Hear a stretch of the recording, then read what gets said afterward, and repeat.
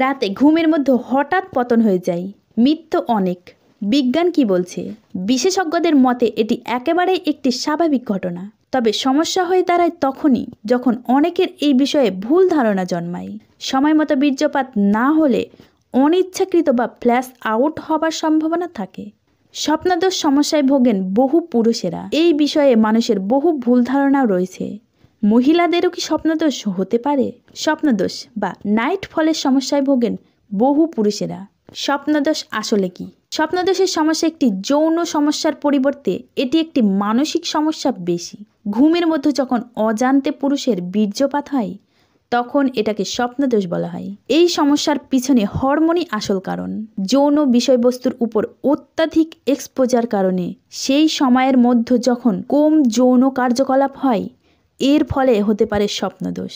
এটা হয়তো অনেকেরই অজানা যে মহিলাদেরও স্বপ্নদোষ হতে পারে। অল্প বয়সী মেয়েদের মধ্যে এটি বেশি দেখা যায়, কিন্তু বয়সের সাথে সাথে ধীরে ধীরে এটি ম্লান হতে থাকে। তবে ঔষধ বা ঘরোয়া উপায়ে এই সমস্যার সমাধান করা যাবে। স্বপ্নদোষের সমস্যার কারণটা আসলে কি? রাতে স্বপ্নদোষ বা পতনের কারণ হলো ঘুমের মধ্যে গভীর যৌন উত্তেজনা। এটি স্বপ্নের মধ্যে যে কারোর সঙ্গে ঘটতে পারে। দীর্ঘ সময় ধরে কেউ সক্রিয়তা না থাকায় এই সমস্যাটি স্বপ্নদোষের সমস্যার কারণ হতে পারে। এমনকি যারা নিয়মিত হস্তমৈথুনের সঙ্গে জড়িত নয় তারা কিন্তু সবচেয়ে বেশি এই সমস্যায় ভোগে। প্রতিটি পুরুষের শরীরে স্বাভাবিকভাবেই শুক্রাণু বৃদ্ধি পায়। সময় মতো যখন বীর্যপাত না হয় তখন অনিচ্ছাকৃতভাবে স্প্ল্যাশ আউট হবার সম্ভাবনা থাকে। যারা পূর্ণ ছবিতে আসক্ত সেই ব্যক্তিরা স্বপ্নদোষের সমস্যায় বেশি ভোগেন।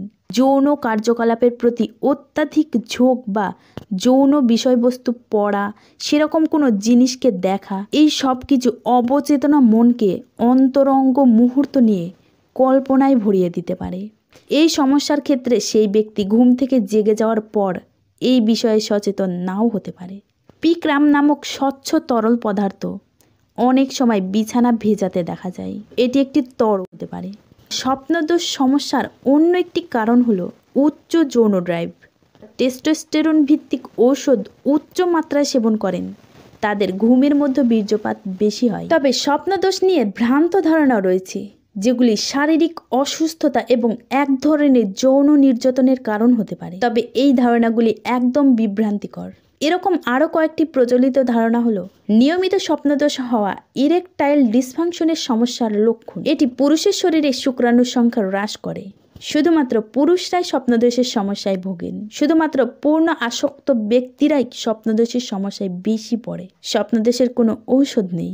অনেক ক্ষেত্রে এই ধারণার জন্য সমস্যা হলে পুরুষ এবং মহিলা যৌন বিশেষজ্ঞের সঙ্গে এই সম্পর্কে কথা বলতে লজ্জা বোধ করেন। তাই এই ধরনের কোনো সমস্যা হলে লজ্জা এড়িয়ে অবশ্যই বিশেষজ্ঞের সঙ্গে কথা বলতে হবে, এই বিষয়ে পরামর্শ করতে হবে। তো বন্ধুরা, ভিডিওটি যদি ভালো লাগে অবশ্যই একটা লাইক করবেন, কমেন্ট করবেন, শেয়ার করবেন এবং অবশ্যই আমাদের চ্যানেলটিকে সাবস্ক্রাইব করবেন।